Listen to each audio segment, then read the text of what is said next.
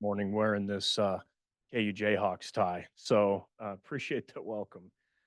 You really can't talk about the state of the electric utility industry today without talking about the reliability challenges that we face. And so a lot of my comments are going to focus on that. Um, right now in SPP, in the SPP region, we are somewhere away, somewhere between one large unit trip away and maybe 2 years at the outside edge of real reliability challenges, the likes of which none of us in the Midwest have ever experienced. I think SPP's actual projections put that sort of drop dead date around somewhere around summer of 2026. So we're only 2 years away from that. But there's a couple of statistics that should be startling to everybody in this room, or sort of factoids, and or anybody in the Midwest for that matter. So in the years 2021 through 2023, in the last three full calendar years, SPP spent fully 9% on average of the hours of the year in some sort of grid advisory, resource alert, or reliability challenge. Stressed grid conditions, 9% of the year. So this isn't a one-off, unusual occurrence that's happening. It's real, and it's happening right now. Another thing that I just think isn't talked about near enough is the fact that for each of the last three winters in SPP has not been able to serve its own load with resources located within its footprint. So for three winters in a row, the nation's largest wind portfolio in SPP, 14 state region, has not been able to serve its own load. And that's, completely unacceptable. And I just don't think near enough people talk about that. We have made some real strides in terms of shoring up the reliability that we do have, in terms of, you know, uh, uh, retirements have been slowed down. People are realizing that those units just produce thousands of megawatts of capacity that has to be there in order to keep the lights on, for when the wind doesn't blow and the sun doesn't shine. And we also have made significant strides in appropriately accrediting the resources that we have in terms of what really is the capacity of those units to provide service when we need it the most. Um, but the reality is, there's a lot more work that needs to be done, clearly, and we need more forms of energy production in our state, in Kansas, and in SPP. We need more solar. We need batteries to firm up our solar and our wind production, and we need energy efficiency and demand response, and we need additional natural gas fired generation in our state, in my opinion. Um, and we need additional transmission, because without additional transmission, the transmission system is already at its capacity in SPP, and we can't add generation fast enough because the transmission is at capacity. We already curtail wind pretty much every day of the year in SPP and in Kansas, and certainly every month in aggregate we curtail wind. So we need additional transmission. We need all of it. With regard to solar, we only have 500 megawatts of utility scale solar in all of SPP in a 14 state region. We need more solar, and we need it like yesterday, right? And if we had more, it really would help from a reliability perspective. If we had more solar, it would really help our ramp requirements in SPP, because we have such a large wind portfolio. We have 33,000 megawatts of wind. And so during those rare times where, in the heat of the summer, we can lose 15,000 megawatts of wind in just a couple of hours, and that's a huge capacity of dispatchable energy that's needed to respond to that. And almost always that happens during the dead of the heat of summer, when the wind suddenly stops blowing. If we had solar, more solar, that would really help. Solar would help in the evenings when we all set our peak at 5:30 or 6 o'clock. There's still plenty of solar radiation available to help. Not perfect, but it's peak correlated. And it would help during, those extreme cold winter storms like Winter Storm Uri. Or, as everybody knows, the coldest, mornings of the year in the winter are those nights where there's no cloud cover at all, right? And because cloud cover would keep the heat in. And so when there's no cloud cover, like when we had to shed load during Winter Storm Uri, it was a crystal clear, beautiful, bright, sunny winter day. So that would have helped. I know that uh, the the opinion that we need new natural gas fired generation isn't always popular in all circles, but in my opinion, it's just it's it's an inevitability. We need more natural gas generation because we need it not to run all the time and full out at the highest efficiency and produce all the megawatt hours as possible. We need it for times like in June of 2023, when the nation's largest wind portfolio in the country, in SPP, 32,000 megawatts of wind, was producing 100 megawatts of wind throughout that entire 14 state region, right? So you just, it's thousands and thousands of megawatts of replacement capacity that we need. And 4-hour batteries, it's just not going to cut it right now, right? So we need additional natural gas fired generation. I also think we need it for the time when inevitably we will start retiring in mass our coal fired generation units. Today we are trying to send the signals that those units don't have to run all the time, but they need to be there for the next time of Winter Storm Uri or the next time when we set a brand new summer peak 5 days in a row like we did last August. And then the rest of the time, let's take advantage of our cheap, abundant, renewable energy. But someday those plants are just going to get too old and we're going to have to, and too expensive, and we're going to have to retire them. And that's why I think we need new natural gas. And then transmission, this is also, it's like the T word nowadays, but we need more transmission. We need intra-regional transmission because the transmission system's at full capacity. And we all know we need to add more generation, but we can't do that because the transmission system's full. And we need interregional transmission for not only for reliability and resiliency purposes during extreme cold weather events, but we need it because we have an abundant and overly available renewable capacity to produce wind and solar in Kansas, and we just don't have enough load to use it all.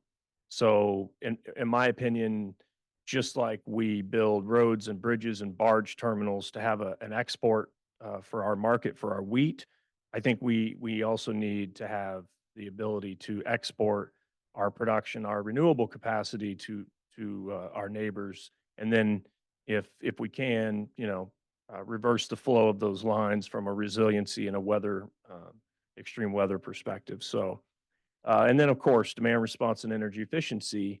And this is definitely one area where, say 2 years ago, if we were having this conversation, I might have been more of a cynic, or not a cynic, a critic. Um, because this is definitely an all hands on deck situation, and this really is a race against time. We only have a couple years. We need more demand response. We need more energy efficiency because those programs can be stood up much faster than you can build a new natural gas plant or a transmission line or even a solar facility. So, anyway, I probably went over time, Josh, but those are my thoughts. Appreciate it, and looking forward to the discussion. No worries. Thank you, Justin. Appreciate that. I will say, if you haven't heard the way that the grid and the regional stuff's going, unfortunately, this is not a kumbaya Happy Meal conversation. So there are definitely some bright spots and opportunities in what Justin said, and I think what the other panels will do. But I wanted to make sure that you all, if you weren't aware, that that's kind of where we're going. Representative, you're in the same state, but you're in a different building and looking at these issues in a different light and context. What would you like to share with us for the lay of the land from your side?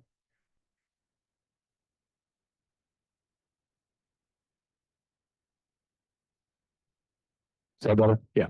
Okay. Thank you, Josh, and everyone for being here today.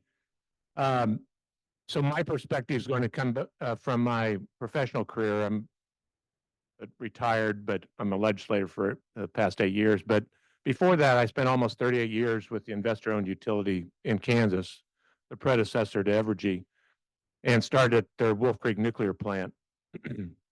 So I've seen the transition coming. We had a lot of coal back then, and those plants are starting to retire now. wind was in 1999, 2000 timeframe. Westar had the first 2 commercial wind turbines in Kansas. They were 3/4 megawatts each. If you put them next to current wind turbines, they'd look like little tinker toys. They were very small, and they were on a subscription basis. And, you know, they put them up there to see what the interest was from the public to say, would you pay a little bit more for this wind energy? They couldn't fully subscribe it. The state of Kansas stepped in and bought the rest of it. But, you know, they functioned fairly well, but they've been torn down now and donated to a community college for their wind energy windsmith program. But so I've seen a lot of these transitions coming, and like Justin has said, it's really concerning when you start to look at some of the national reports and reports from SPP about where we are as a country with generation and transmission. The North American Electric Reliability Corporation last year put out their long-range assessment for the next 10 years, so to 2033, and they're saying that there's going to be 83 gigawatts of supply that's going to retire and is going to need to be replaced. And to put that in kind of perspective, I'll put it in from where I started my career at Wolf Creek, which is a sister plant to Callaway just down the road here. It would be like 69 Wolf Creek plants or 69 Callaway plants need to be built, or to enough generation needs to overcome that 83 gigawatts out there. And that's a tremendous building program, something I don't think the country has ever done, even back when nuclear was going strong and seemed like a lot of states were building nuclear plants. Nothing to that scale has been done to my knowledge. And so it's going to require a lot of different resources, as Justin said: demand response, new renewables, new gas generation, and expansion of the transmission grid. Because without it, then it starts putting the whole grid in jeopardy as we go forward. When I first started, I worked a lot of different outages for Westar at the time, and when there was an outage, people wouldn't really get too upset until the meat in their freezer started to thaw out. Then they would really get upset. Now they get upset because their phone needs charging, and that's a matter of hours now instead of a matter of days when meat would thaw out in your freezer. So the expectations of the public is reliability, but more and more what we've heard in the Kansas legislature from certain entities is they want cheap electricity. Well, I think everybody would like that, but from the time I started back in 1979 with the utility, reliability has been the #1 issue across the board with customers and with the utility. How to maintain that, because it doesn't take long for your lights to be out that you start thinking, maybe I should have paid a little bit more, and they could have strengthened the system a little bit or did some more tree trimming or something like that. So I'm not trying to be a doom and gloom person here, but I think there is a lot of necessity to be frank and upfront with the public and regulators too, and with my colleagues in the legislature about what we're facing. I don't think necessarily government's going to be the only solution. I think there's a lot of smart people, especially in this room, different companies that have solutions that'll come forward. In 1976, Congress passed the Fuel Use Act, which prohibited the use of natural gas in commercial boilers. That forced Kansas Gas and Electric, which is based in Wichita, to start looking for new fuel sources because they were primarily natural gas fired.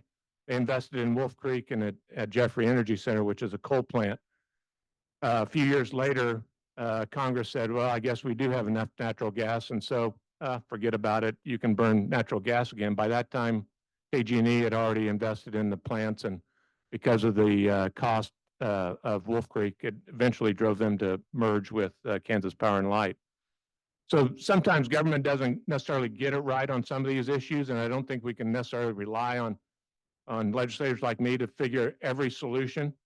But I think there's a lot of smart folks in the utilities, in the third-party companies out here that have ideas, and it's going to be important to share those with the public and with legislators and with regulators to get a handle on this, because it's going to come a lot faster than I think what a lot of us uh, have seen in the past, and we'll have to respond more quickly. So I'll stop there and then go on to the next question. Fantastic. All right. So Representative, we've heard from Kansas. You're wearing blue. I'm not sure if you got the memo that they were going to be here on the panel with you as well. I have yellow if you want to add it, so you can represent Mizzou. But so you're sitting in Jeff City in the General Assembly, just a couple blocks away from the PSC. You're not engaged in the stuff that they're doing on the daily basis, but I know this past session there were at least a half dozen to a dozen bills related to energy in some fashion or form, net metering, cogeneration, et cetera. Give us your thoughts on where Missouri is as you sit in the General Assembly on the energy landscape. Sure, thank you. And yeah, my perspective would be a little different. I would have worn an orange tie had I really thought through it. I'm a lifelong Missourian, that one of the rare ones who hasn't spent hardly any time on Mizzou's campus before, because I went to Syracuse, and then came back home. And then I might have a different perspective. I don't know. It's I never worked in utilities before this, although my father-in-law was a lifelong worker for Ameren. And then my whole family, I think I'm the only person on my wife's family who never held a job within the Ameren structure. And then found myself the vice chair of utilities as a freshman legislator after getting elected for the first time just in 22. So, my perspective, is more so from, that of the ratepayer, and not really on the other side of all of this. And that's really all I knew about utilities, is paying my electric bill every single month, until I started being at the forefront of a lot of these issues, which were brand new issues to me that I had never encountered. From financing of nuclear modular plants to net metering to really a gigantic tug of war that's broken out right here in Missouri, between agricultural interests and a lot of the solar farms we have popping up. The lay of the land in Missouri. By the way, welcome to Missouri for those of you who aren't from Missouri. I guess I'm the sole Missouri person up here. So it comes on me to be the one to say that. But Missouri has a lot of co-ops, but essentially you have two major IOUs with Evergy and Ameren in the state. Roughly a way to think about it is, Ameren kind of has the eastern portion, Evergy is more into the western portion of the state, and they basically have the population centers. The big challenge, you're going to hear similar things, I think, probably throughout this, in terms of the reliability issue with power coming, off the grid. The Missouri IOUs especially have a lot of their assets are slated to come down, and we're bringing a lot of power off the grid in the next coming years here. And there seems to be a lot of concern and anxiety over how we are going to replace all of that back onto the grid. Missouri has no real clear, obvious solution. I don't know that any state has an obvious solution, but Missouri seems to have significant challenges in every direction we want to go. The entire point of shutting down seems to be to get away from a reliance on coal that Missouri has right now. We're not as blessed on the wind side as some of our neighbors may be to produce that in as big quantities. Solar, I kind of touched upon, has a lot of problems, and we haven't moved on anything for a variety of reasons to that. Solar has a lot of things that need to be worked out on the property tax side, on the zoning side, with where they're going into what are more rural agricultural based counties, the net metering issue. All of these are coming up, and solar has kind of been where we've been having the fight on whether we're going to go to that. With nuclear plants, you have the financing of anything new coming on and any new power generation. Everything that everywhere where we turn, how do we replace the coal that's coming offline, has significant political or significant practical challenges to it that I don't know that in my short 2 years as vice chair of utilities for the House of Representatives here, I certainly haven't seen the answer coming on. The one thing that I've always kind of been an advocate for on it is that I think that that on some of these technologies we know are emerging technologies. And, you know, we're looking at solar and wind, especially, and a lot of the renewables. And there are certainly interests out there that seek to, you know, destroy a new competitor into the field in the cradle, and not let it come on. Well, it's when we do that, when we don't let market forces take over and dictate where we go. I don't think any elected official, any bureaucrat, any type of special interest out there has the idea on what the solution for Missouri is going to be. I think the market is much better poised to make that decision. But a lot of that is you have to let it function. You have to let the technologies emerge around these around the emerging sectors within the industry. And certainly at some points there's an unwillingness to embrace the new technologies or to even allow the new technologies to continue to develop within Missouri. And that's been a significant challenge we've had. When we talk about solar specifically, we look at the net metering struggle. How do we the solar that already exists in the grid, how do we deliver that and incorporate that into the rate structure for those consumers who are pulling off the grid and pumping their own individual solar off the grid? I think we've seen a little more rapid development on the retail side of solar in Missouri than we have on the mass production and the power generation side. And so that retail side gets into the net metering issue on how does that relate for the ratepayer, and how are we going to do it? Because if we're not careful on how we do that, then you're going to be discouraging solar the rest of the way, and if you go the wrong way, the opposite direction, you're going to be adding more stress to what's already a stressed system for the IOUs in their power generation. And so we have to be real careful how we go about that. There's other issues like how we property tax solar that's leasing rural farmland has become a huge issue, and I think stresses a lot of the counties where solar is going into. That's something that we have as an issue coming up in Missouri. But overall, I think the general lay of the land is where does Missouri go from here? I don't know that I've seen or heard from anyone who really has a definitive answer on where the baseload power that's going to be coming off the grid or slated to be coming off the grid in the coming years, where that's going to get replaced with other generation or other types of technologies. Fantastic. Thank you, Representative, very much.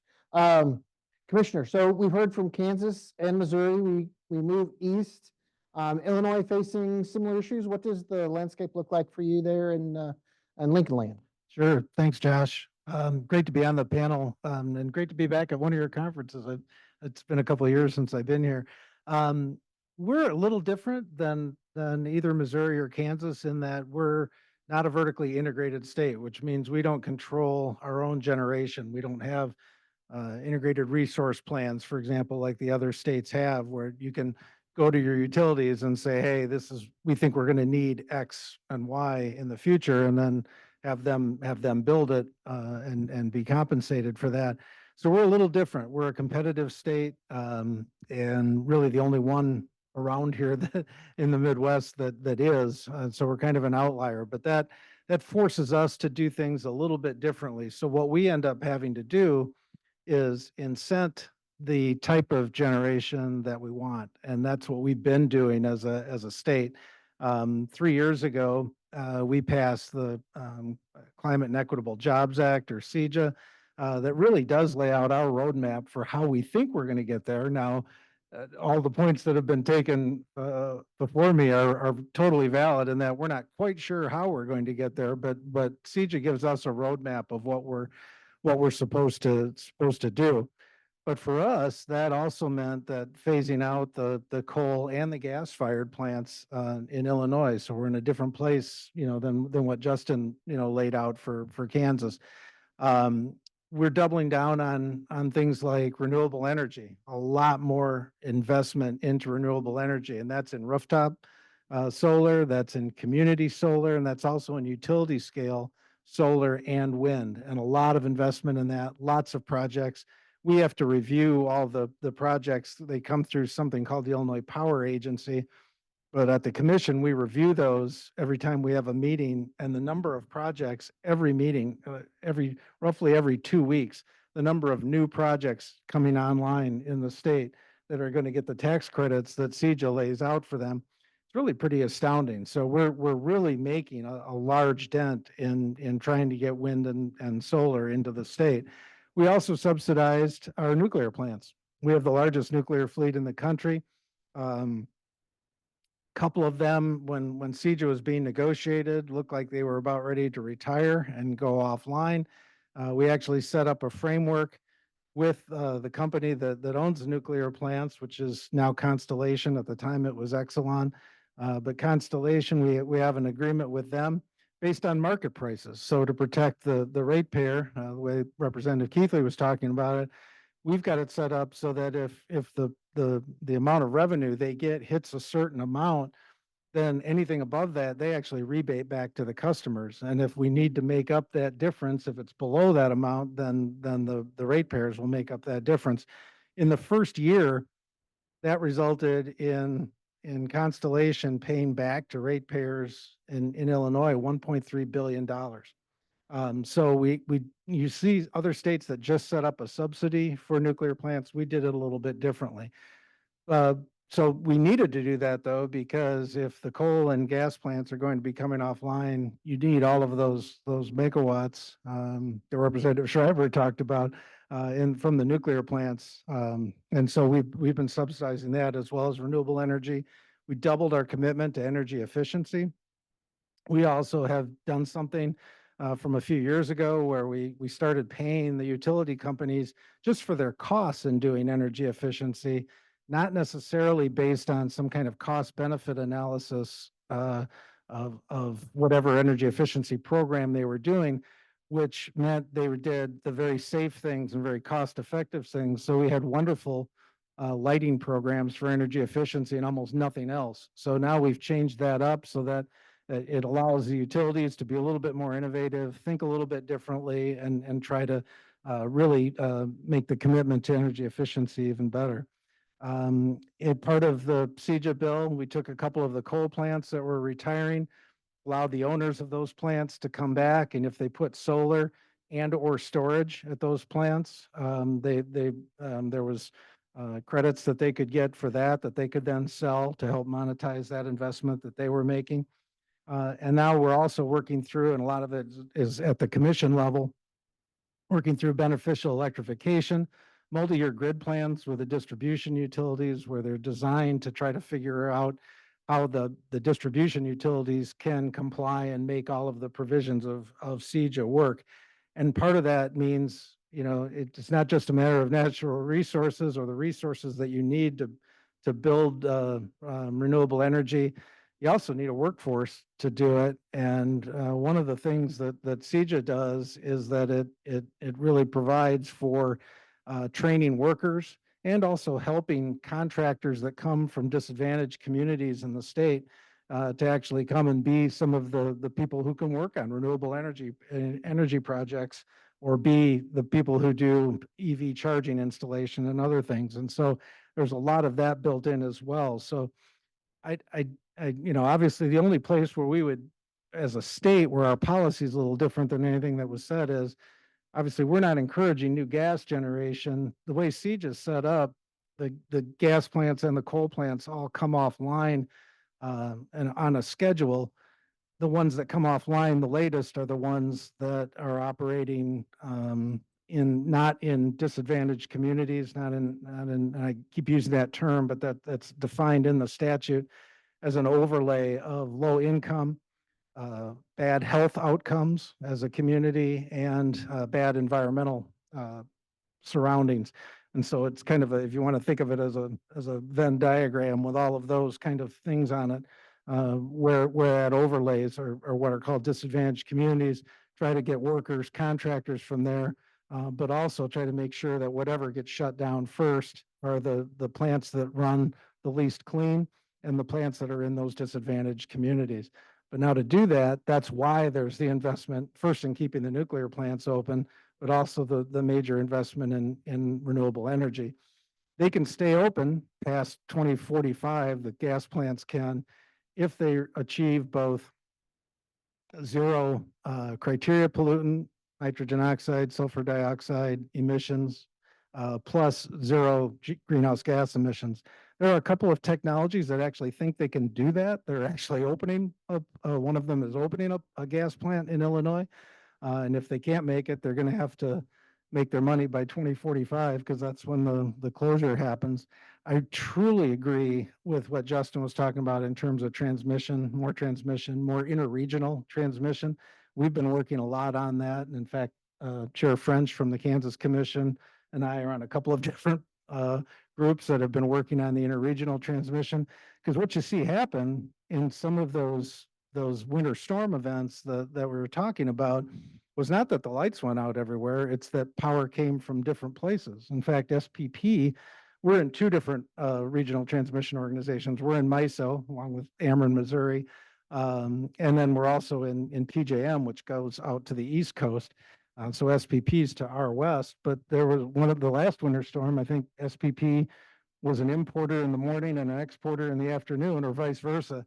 Just to show you that this is going on every day, and especially during major storm events. And so the ability to have that interregional transmission becomes really important. And so we spend a lot of time on that as well. So I'm not, somebody in a panel I was in a couple months ago called me a relentless optimist. I guess that's a compliment. I don't know.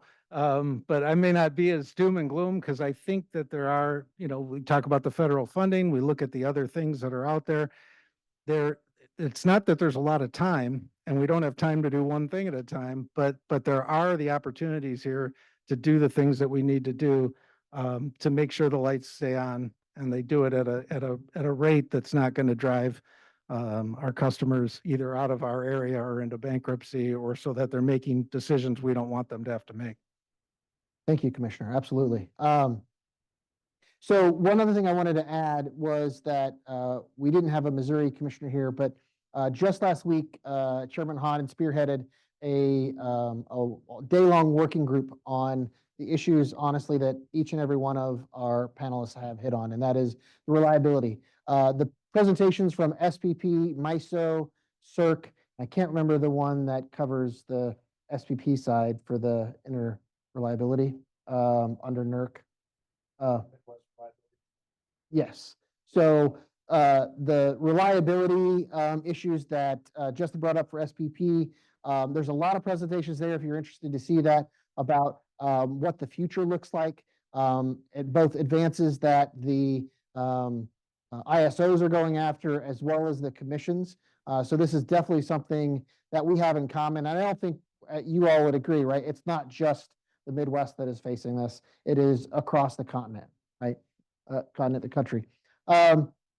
So there was a couple questions that came in while you were presenting. So I'll just toss them out. You guys can answer them as you see fit. But the first one was, when you talk about the types of generation, one that wasn't mentioned was geothermal, right? Is that something you all are looking at in your states, either through policy, regulatory? Have you heard that it works, positives, negatives? Thoughts? I'll start. In Kansas, we haven't really seen that as a major resource for us compared to wind and solar, because wind is really the predominant renewable source of energy that we have now. Could it be at some point, at some scale? It could be, but it just hasn't elevated itself capacity-wise up to where wind and solar provide. Okay. It's on our radar. We're doing something right now called a Future of Gas proceeding. If we have to get under the 21 legislation, we have to get to economy-wide 100% clean energy by 2050. The distribution grid becomes a kind of a major issue, because for the building sector, almost all of that is the large part of it in Illinois is gas. And so if you're going to heat homes and businesses and industry with gas, how do you do that? And so there have been lots of different suggestions about, we're going through a year-long, or probably more than a year-long process now, to identify all of the different ways to decarbonize the building sector. And geothermal has come up in that. And so our next step is to try to figure out, with that with renewable natural gas, with electrification, with heat pumps, with all of the different types of technology that are available to decarbonize the building sector. What do they cost? What are the timelines involved? What are the emission rates that are involved with all of that? And so geothermal, is it's not a new thing. It works. We know it works. The question has mostly been about cost. And if you have the ability to do that in specific areas, downtown St. Paul, for example, has what they call a district heating plan. So their downtown buildings, downtown Madrid has a similar thing. So their heating comes from a district heating system. Geothermal could be a large part of that. So what we're going to do next is look at and see how the costs compare, how the timing would compare, and whether and how that would fit in. I don't know that there's much to say on the Missouri side, at least from the legislative perspective. There's not been, I'm unaware of any serious push on anything on geothermal side. Now, sometimes that means that, if they have what they need to emerge in our state, I don't know how active or how real, how much resources we have to actually pursue geothermal. But no one certainly seems to be out coming out. There's no legislation either way against it. I mean, when we're talking about a lot of these other technologies, we're seeing as much legislation that would help it along as there is legislation to combat it and to stop it and prevent it. So I think that's always challenged. Geothermal has been a quiet front in Missouri. That's anything to add? Not really. I mean, if it worked and it was economic and worked 87-60, and then I can guarantee you we'd be interested in it in the state. I'm just not sure that we have, and I don't know, but it's not something I hear about day to day. I'm not sure that we have, maybe optimal geothermal conditions in our state, and if we do, it's some sort of emerging technology. I think. So it's just not something, for instance, it's not in our integrated resource plan proceedings. It's not something people are talking about before the legislature. Maybe we should be. All right. So I would say about a decade ago, and I might be off a little bit, but Missouri was an exporter of energy. That's not the case anymore. We're importing it. And an issue that, especially on the western side, that we've seen are impacting out of data centers, right? They are easy to pop up. They are huge loads in one spot. And I remember conversations when we started MEI, utilities were begging for something like that, begging for just something that would take a lot of energy and that would be here locally. We're seeing a lot of stories where data centers, where they're not having a lot of jobs long-term, but they are a huge load. And considering everything that you've already said, regarding demand, transmission, dispatchable energy or the lack thereof. Can you all talk a little bit about what you're seeing on that issue of data centers? This isn't a manufacturing center that's going to have 500 jobs. This is a warehouse with computers that takes 600 megawatts. Are you seeing like pushback? Are you seeing your states wanting them and trying to recruit them? Representative? Yeah. So I think industrial consumers of it, and I would and commercial consumers are have taken a very quiet seat at the table on the utility front. I think they're there, but they're kind of they're in the background. I mean, we want to recruit these businesses. I think this is true of all states, I would imagine so, but certainly for Missouri, we want to recruit them more, and it causes more demand and stress onto the system. Or I think we had one bill. We had one bill the last year that we heard and was getting pretty significantly through the committee process that would amend the PS and we actually, I think we ended up voting it out of the House and then it kind of stopped after there on its way to the other chamber. But we had one bill where we would require for every time where we were going to decommission one of our where an IOU is going to decommission one of its assets, a power load asset, they had to certify and go through a whole process that we had created to certify that that power was online and on the grid somewhere else before it could come off somewhere else.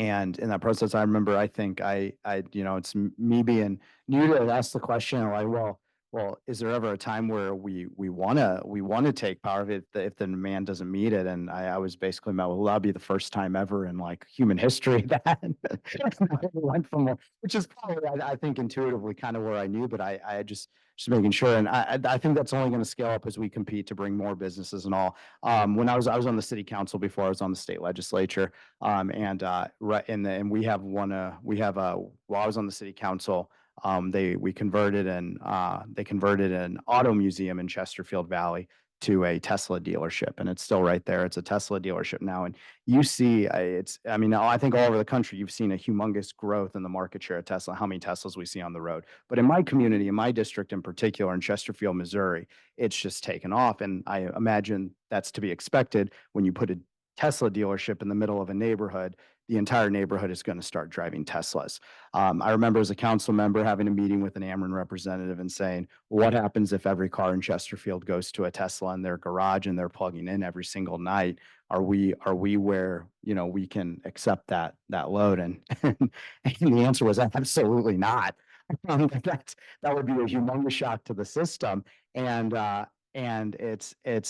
think, we always have this eye towards the industrial consumption of these things. But the retail consumption itself has a lot of stresses that are coming up and are making demands on the system that we need to be ready to address. It's one of the reasons why I think it is important that we certify that these amounts are coming back onto the grid. If we're taking them off the grid, we need to make sure that they're already in place and that they're not just in peak hours and daytime hours when the wind is blowing during these times, but they're constant, reliable, consistent sources will continue to be fed through the grid, not just during certain peak hours. I've got some perspective. So yeah, the data center conversation's changed quite dramatically in just the last couple of years, right? I mean, on the one hand, there are, the usage characteristics of a data center being very, very high load factor is great from a rate making perspective because it adds so many billing determinants to the denominator, right? It helps spread those fixed costs that are there, 365, 8760 across additional billing determinants, and that can have real benefits for customers. Um, and data centers are, as everybody knows, they're sophisticated energy customers as well. Most of these data centers today are coming with their own additionality of, 250 or 300 megawatts of renewables at the wholesale level that's then somehow, sleeved through the utility through an agreement. I don't think there's anything wrong with them. We've had our share of recent announcements pertaining to them, right? Meta has a new project in the Evergy metro area. Google has a new project in the Evergy Missouri West area.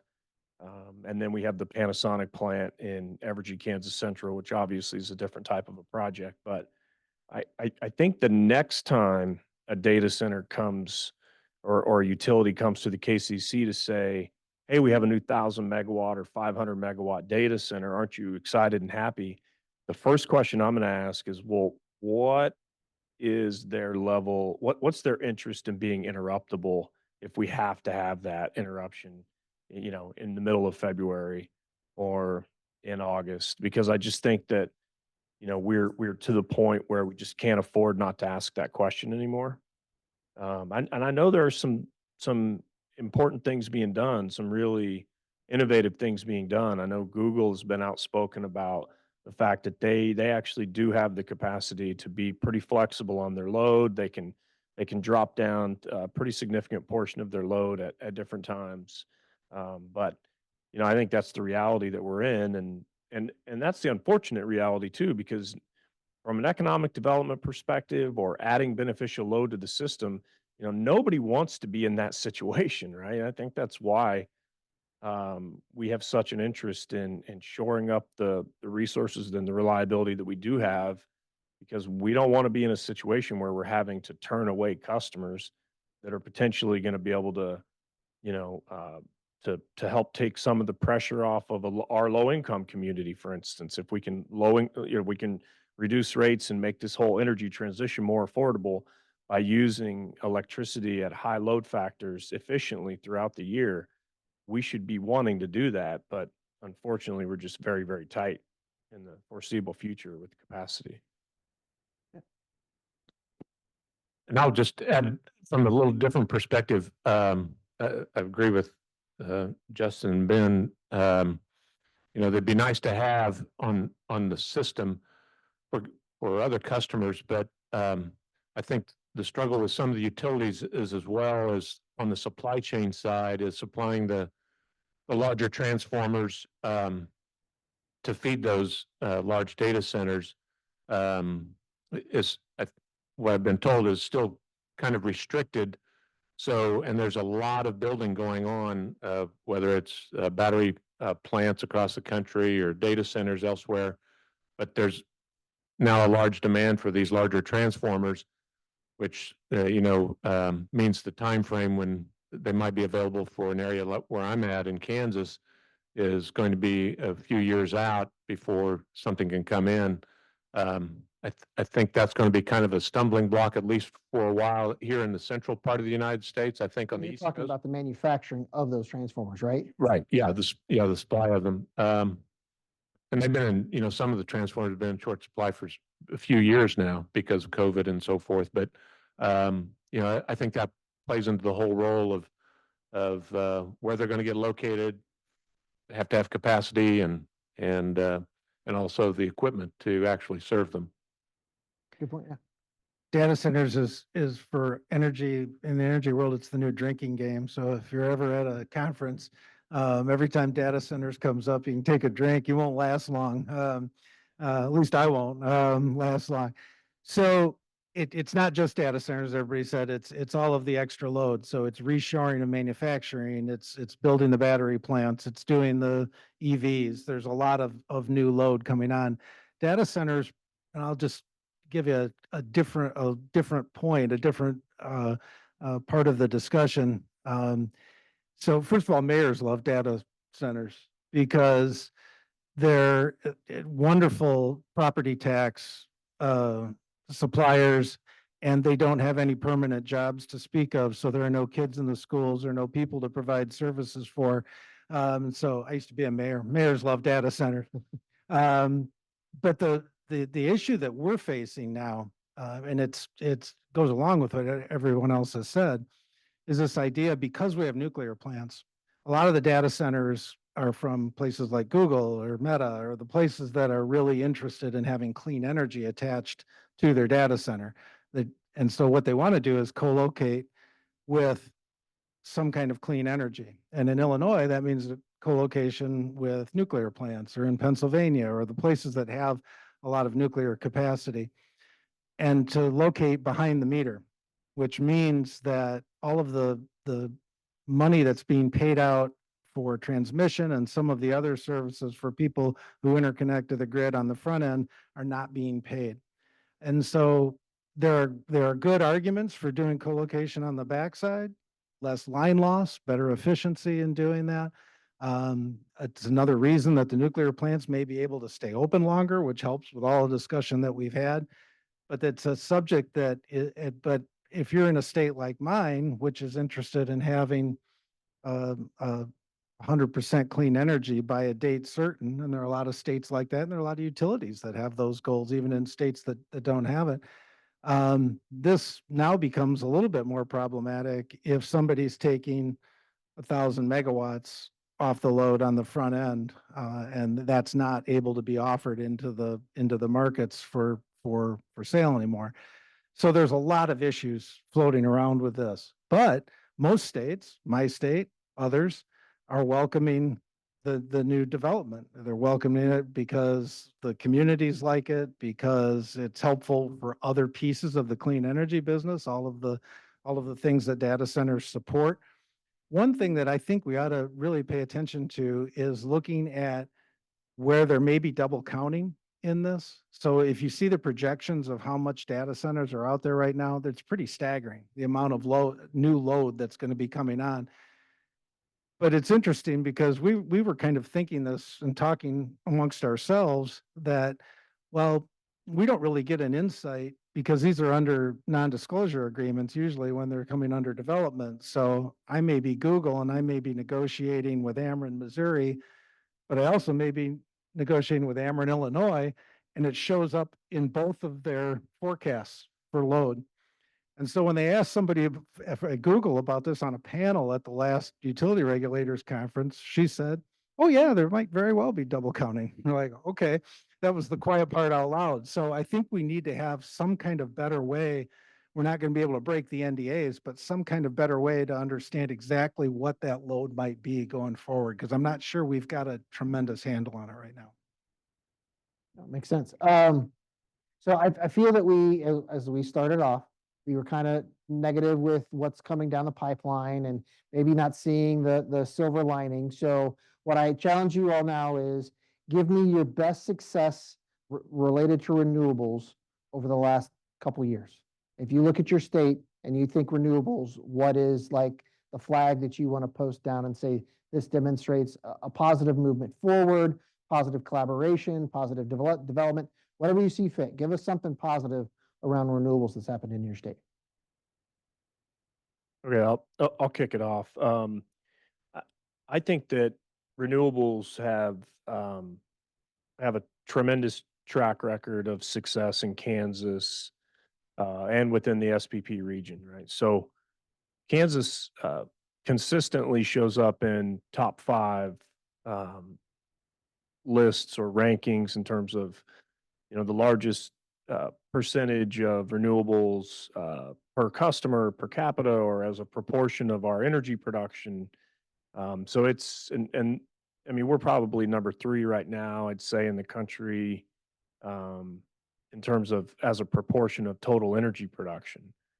Um, there's it's absolutely been a success in terms of holding down wholesale power prices, and there are a lot of Kansans that take advantage of those low wholesale power prices.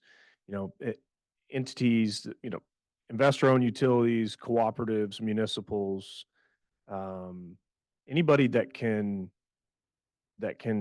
shut down their other forms of generation in the short term or day to day or minute to minute and buy those lower cost wholesale that lower cost renewable energy in the wholesale markets is going to benefit. Um, the other thing is from a reliability perspective, there are times where I don't think renewables get quite as much credit as they deserve from a reliability perspective. There are the the extreme examples, of course, where you hear that you might hear from some sources that that renewables outperformed during Winter Storm Uri and all the conventional generators underperformed. Well, they outperformed by providing 11% of the megawatts, right? 89% of the megawatts were coming from something other than renewables. But it's true that SPP only expected them to provide about 10% of the renewables. So I don't really count that as a reliability win necessarily for renewables. But during the next Winter Storm Elliott, the only reason we didn't have load shed in SPP is because of the wind portfolio in SPP during Winter Storm Elliott, right? Winter Storm Elliott was that freak storm that came in that a few days before Christmas Eve, and over Christmas Eve, and moved from the west part of the country through onto the east part of the country, and it had like 35 or 40-mile-an-hour winds and dramatically cold temperatures in a very quick period of time. And we were producing like 20,000 megawatts of wind during that storm, and we hit an all-time peak that was like 8% higher than the previous all-time peak, and we made it through that storm only because of that wind portfolio. A good portion of the country east of us did have load shed. The southeast, I know, and some other areas, maybe PJM, but we didn't in SPP. Um, so there really are reliability benefits to the wind portfolio that we've built in Kansas. Of course, you can't ignore the fact that since 2014, carbon dioxide emissions in the SPP region are down 30% since 2014. You know, that's a statistic that not a lot of states, I think, can claim. And then just affordability too. You know, during some of those extreme winter weather events, and then also during the sort of summer and fall of 2022, if your electricity production was linked in any way to natural gas, right? Those were not good times for customers from an affordability perspective. And some of those bills are still being paid today. Some of those bills we paid for 20 or 25 years, depending on who you are and whether you securitized it. But you know, Kansans and people in SPP saved hundreds of millions of dollars during the year 2022 and 2023 because we did have the proportion of our wholesale power markets that were produced by renewables. I mean, it, during those extreme events, you can save, you know, an operating wind farm um, when natural gas is $600 a megawatt hour, an operating wind farm that has the most extreme cold weather package could pay for itself in 3 days, right? I know that's sort of a combination of a lot of different positives, but um, there's definitely been, you know, positive reliability and affordability benefits associated with renewables in our state, in my opinion. Representative, you want to go? Yeah, just add on to that, I think legislatively, we've done some mild changes to statutes um, to enhance renewables. Our net metering law was changed this year to allow for more expansion of that. But I really think, as Justin has kind of alluded to, is, you know, I think it's the industry overall really making changes, how they operate. You know, new technologies are available to make them more reliable, that are really bringing them to the forefront.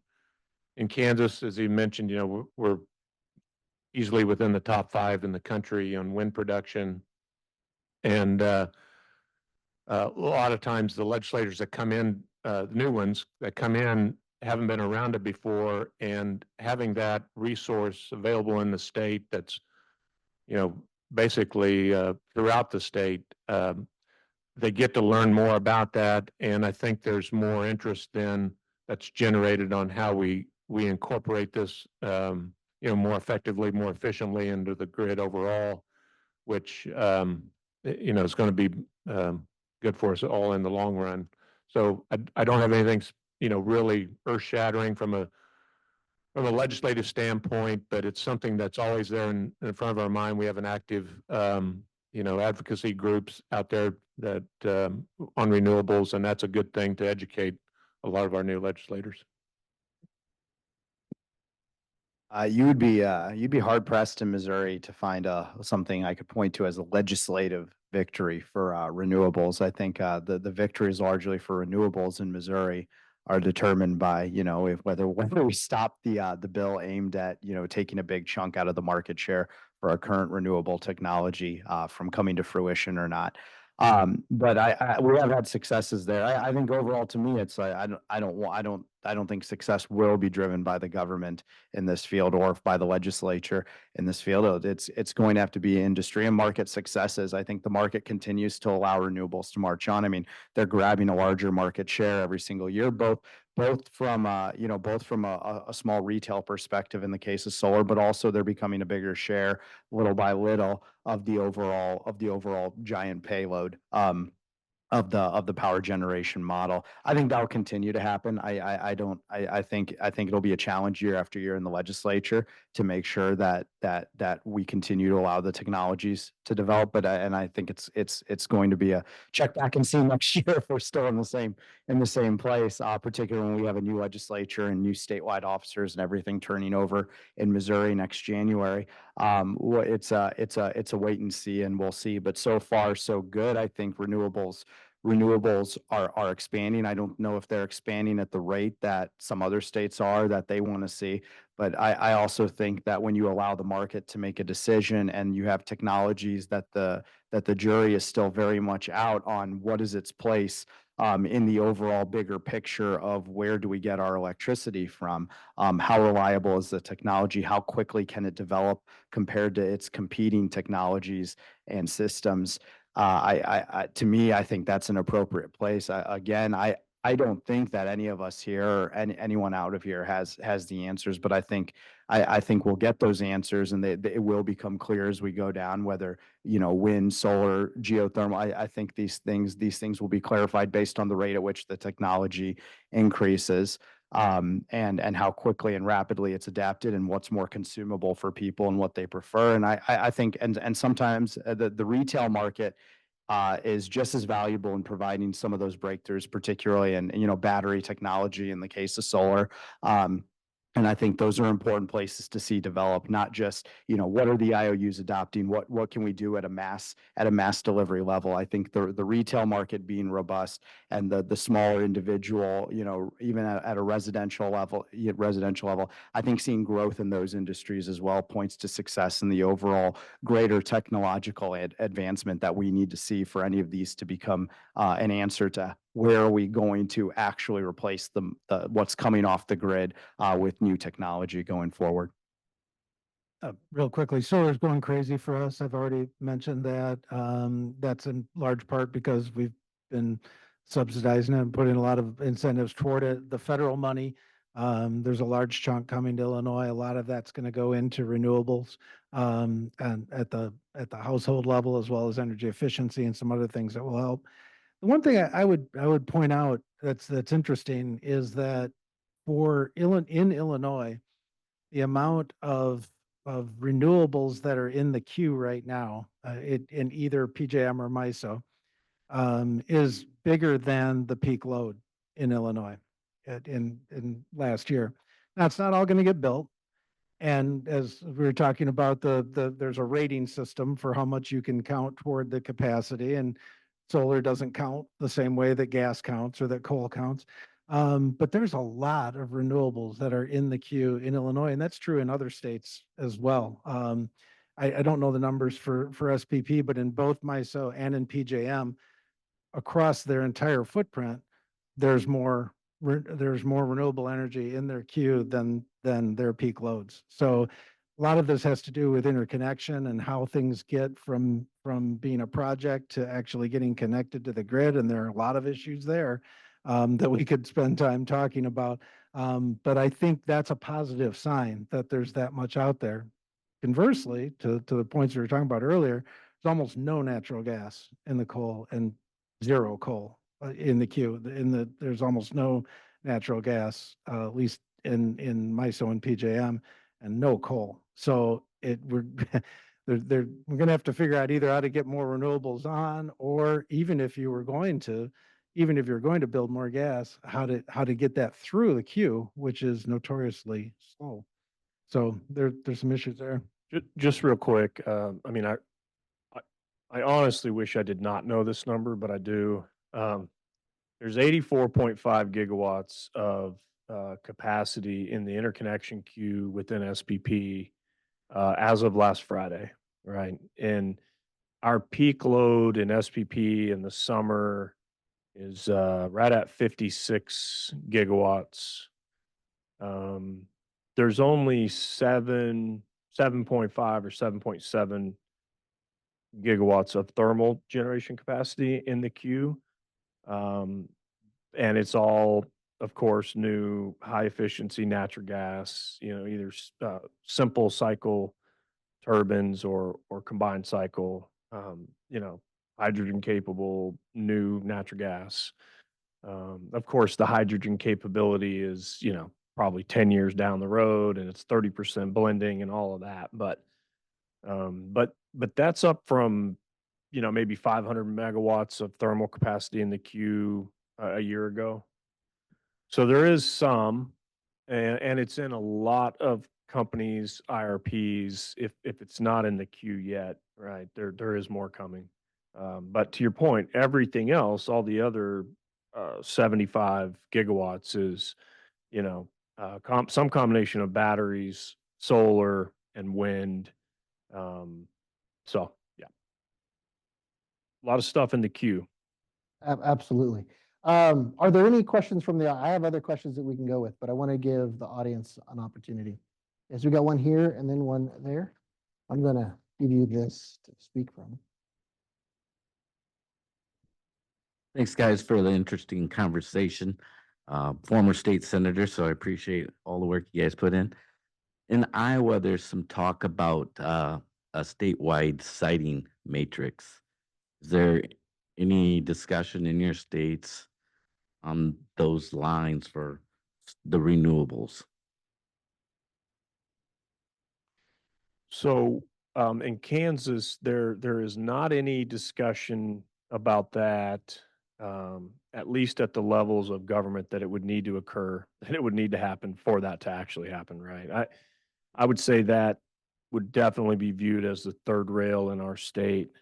Um, and yeah, but it, I don't know if I was a betting man, maybe in 2 or 3 years or 4 years, if we do really start to experience real reliability concerns, it's our state's like a lot of others that there have been more counties that have placed moratoriums or restrictions on the ability to build new renewable generation in the last year than counties that have added new renewable generation, right? So it really is becoming an issue in terms of really some pretty restrictive local restrictions on the ability to add new generation.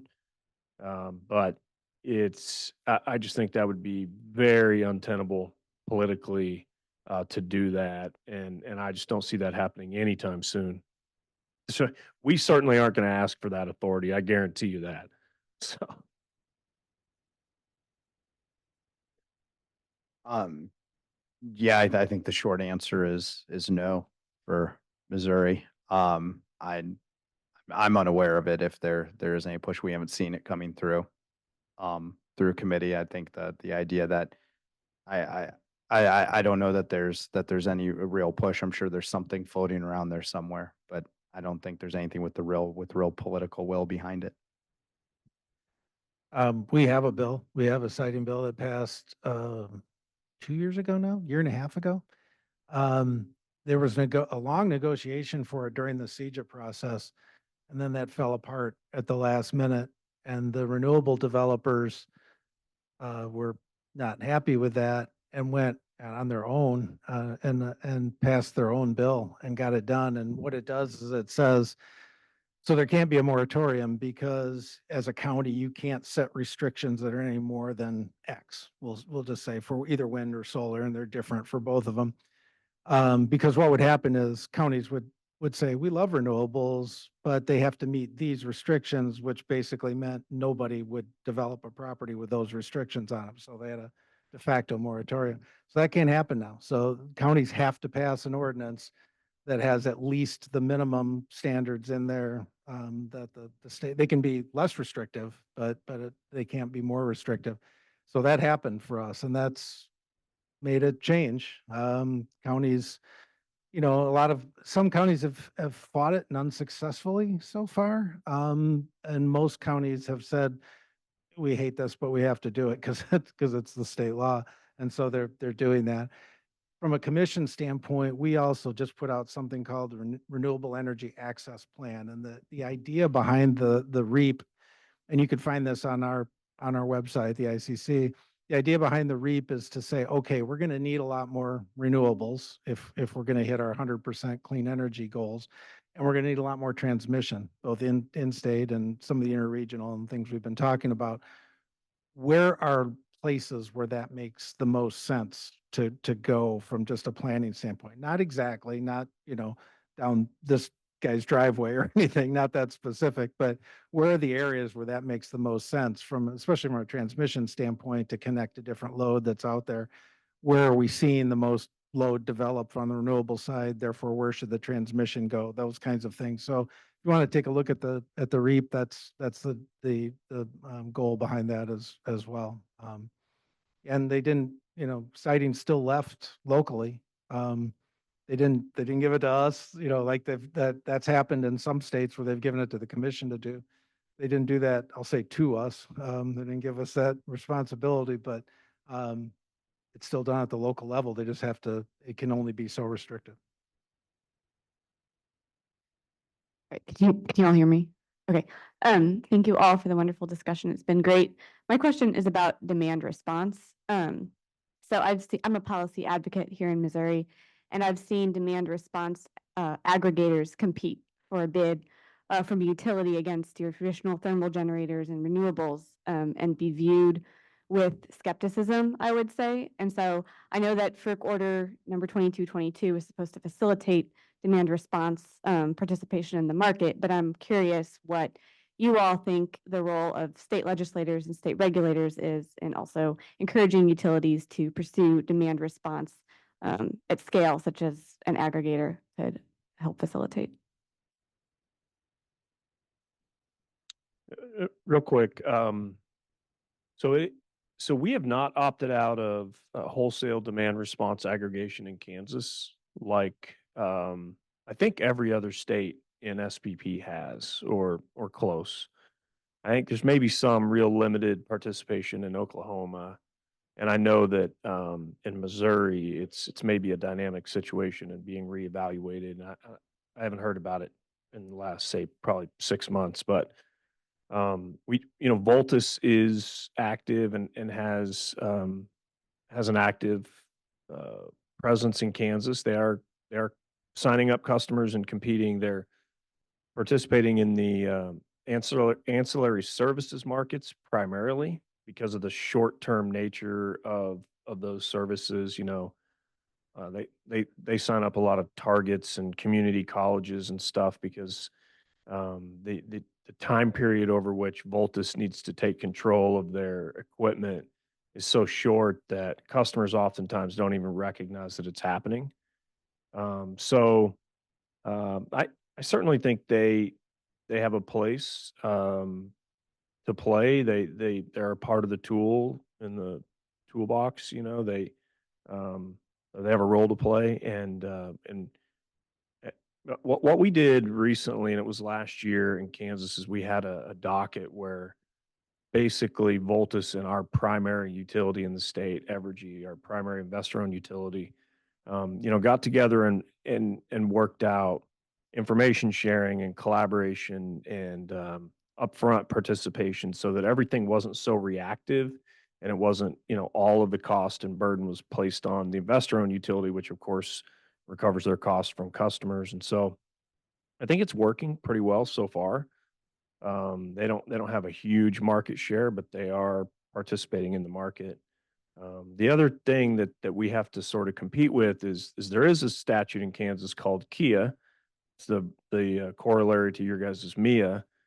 And there is a statement in that law that basically says, it is the policy of the state of Kansas to promote cost-effective demand response and energy efficiency programs by utilities, right? So we really had to question and weigh whether we should opt out as a state based on the statement that's in KIA. But ultimately, I think the utilities got comfortable with the fact that, they could compete at the wholesale level with these demand response aggregators as long as the playing field was level and everybody was cooperating and getting along.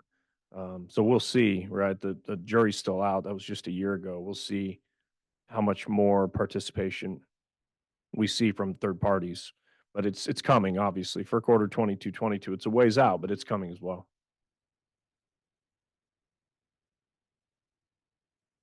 Yeah, from the legislative standpoint, it really hasn't been raised to our level to address.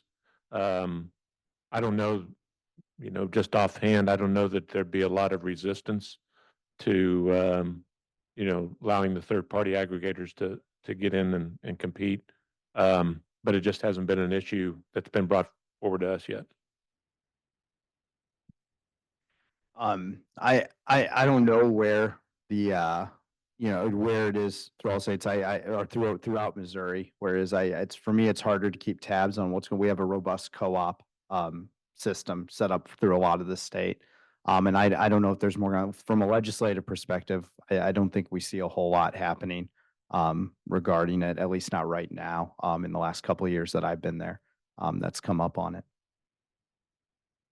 We're very supportive of demand response programs. A little different situation because our utilities are not the generators again. One of the issues we found, and I'll have to check with Justin to see how SPP does it, some real reluctance at the RTO level for both energy efficiency and demand response, and in crediting that the same, giving the same kind of weight in the marketplace to other forms of generation, and hearing that it's not generation, it's not it's reducing load.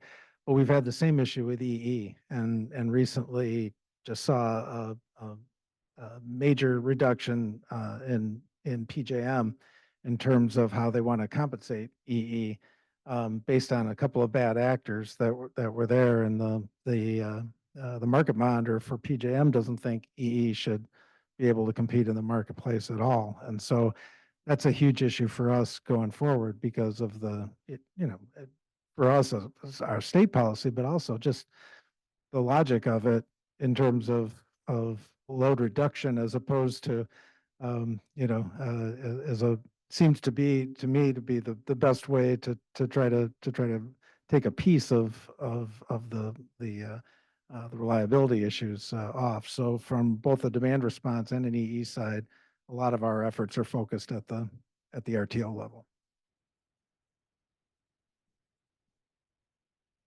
Great. Is there any other questions from the audience? All right. So we have a little bit more time left. Why don't you all share with us what you think the biggest energy issue in the next 12 months will be in your state? Legislatively, do you think there's a particular bill that's going to pop up? Regulatory wise, do you think there's obviously you can't talk about a case that's in front of you, but over the next 12 months, what are you going to be dealing with and hopefully find a resolution for? Talk about cases, and then Justin and I can just leave. Yeah. For us, it's storage. It's energy storage. There was an effort made to try to get storage bill passed that would really incent a lot of storage to happen.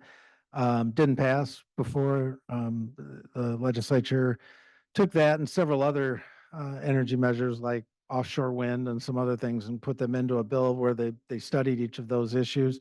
I think the case to be made for storage makes a lot of sense. We've got it with the coal to solar plus storage that I mentioned before.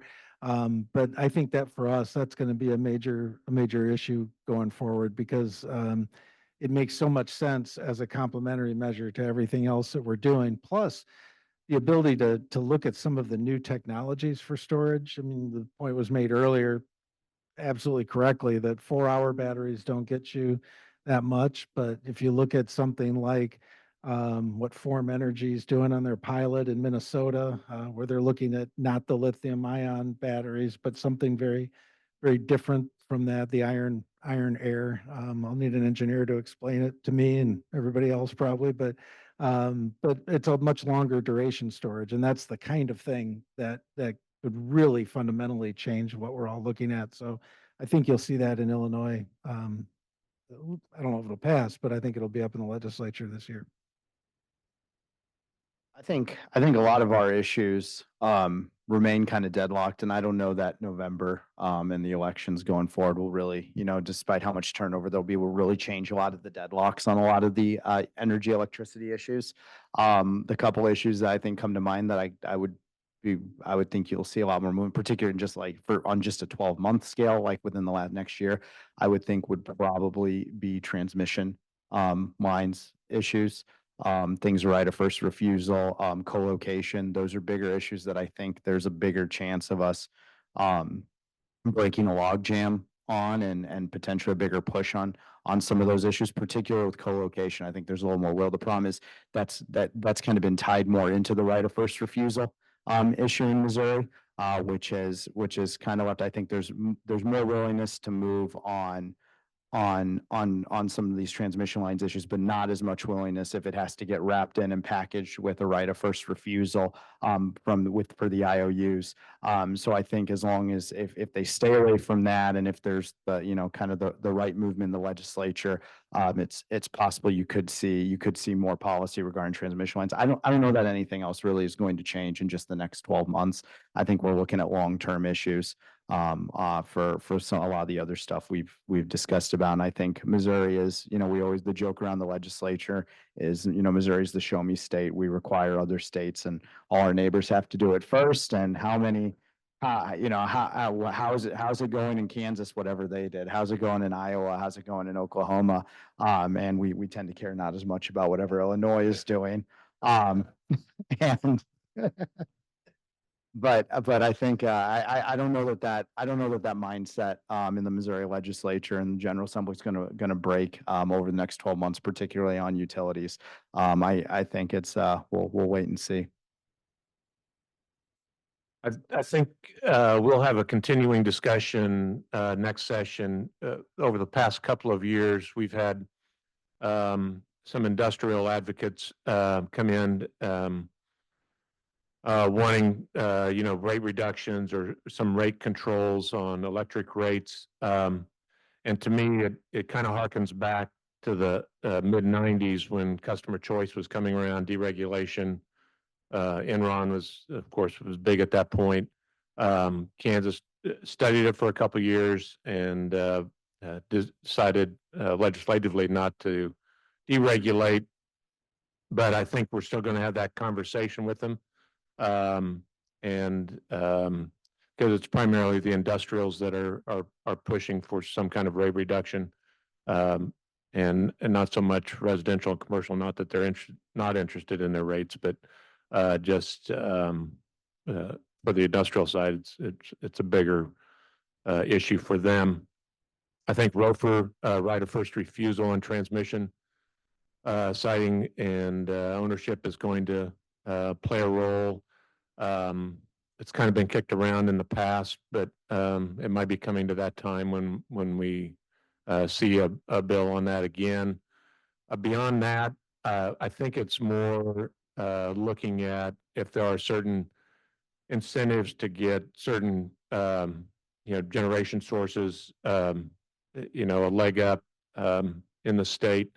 Right now, we're trying, this past session, we kind of made consistent our property tax exemptions for different generation sources. They've been all over the place from 6 years to 12 years, and we just set it all at 10 years for all generation sources. And because we're trying to be agnostic for what's going to be best for the state. And I think, though, there's other technologies that are coming forward, whether it's batteries or demand response or other forms of renewables that we'll study if there are some incentives that can make those more palatable to the majority in the legislature or not. But I think there's going to be more interest in it because in Kansas, at least, we have such a strong presence for renewables, and they're not going to go away. They just keep growing. Yeah, I certainly don't want to say anything contrary to what the representative thinks is going to happen in the legislature this year. So everything he said, and Stop there. yeah, and also there's been a pretty robust conversation from landowner advocacy groups and the Farm Bureau entities and just individual family farms that are affected by transmission lines coming through their property. And I don't see the temperature of that conversation going away anytime soon. The most recent iteration of the integrated transmission portfolio, the ITP portfolio that's currently being considered within SPP right now, is $6 billion worth of transmission. And that's a 10-year plan. I think that's the largest portfolio by a factor of 4 that they've ever put out in any one individual year. And then, of course, we're going to have, a lot of conversation around the the proposed federal preliminary NEETC of the Midwest Plains NEETC National Interest Electric Transmission Corridor. That corridor basically follows the already approved and cited Grainbelt Express line in Kansas. I mean, we approved that line in 2011. We cited where the towers would be in 2013. So they don't need that NITSE status in Kansas, but they, Invenergy, requested that because really they needed it for the second phase of the project in Indiana and Illinois in terms of financing capability for that project. And we've been a supporter of that line and that concept for a really long time. And I personally view it as unfortunate because that NEETSE, it's a 5-mile corridor, 5 miles wide, and it is going to be narrowed. Hopefully, they're going to request publicly that it be narrowed substantially. But there's just been a lot of attention and rancor are associated with the idea that the federal government may be able to come in and take people's property through eminent domain. And so, right or wrong, I think that whole concept is going to get a lot of attention and focus in Kansas in the fall and in the winter when our legislative session will be around. So. That is definitely an issue to end on, I would say, because I know being an attendee of this conference in its prior iteration as Advancing Renewables of the Midwest, that particular issue was raised then and has been an issue for the last decade here in Missouri and in each of our states, unfortunately. And I don't think it goes unnoticed that both the first and the last comments that we're talking about are transmission, which if that would have been here, what that would have meant both for all 3 of our states, but possibly for the marketplace in general. But I also would state that while that might be a negative thing, the movement in the last decade of the topics, the market for the renewable energy compared to when this conference first came about, it was mostly the municipals and the power utilities talking about what they were going to do with renewables. And now there's a much larger economic force from the ground up, from local companies and integration of so many different forces. The landscape for renewables has completely shifted over the last decade in a variety of different fronts. So I think definitely still exciting times, definitely still interesting. I'm sure, keeps each of you on your edge of your seats, whether it's in a committee hearing or a PSC hearing or regulatory hearing. So if you would all join me in thanking our panel for their time and insight. I'm going to make an executive decision. We usually only have about 30 to 50 minutes of sessions. This was longer on purpose. I'm going to say we're going to have about 5 to 7 minutes. You can stretch your legs, not a networking break. That'll happen after this, but that way that next session can get up. You guys can stretch your legs after this time and we'll be back in about 5 to 7 minutes.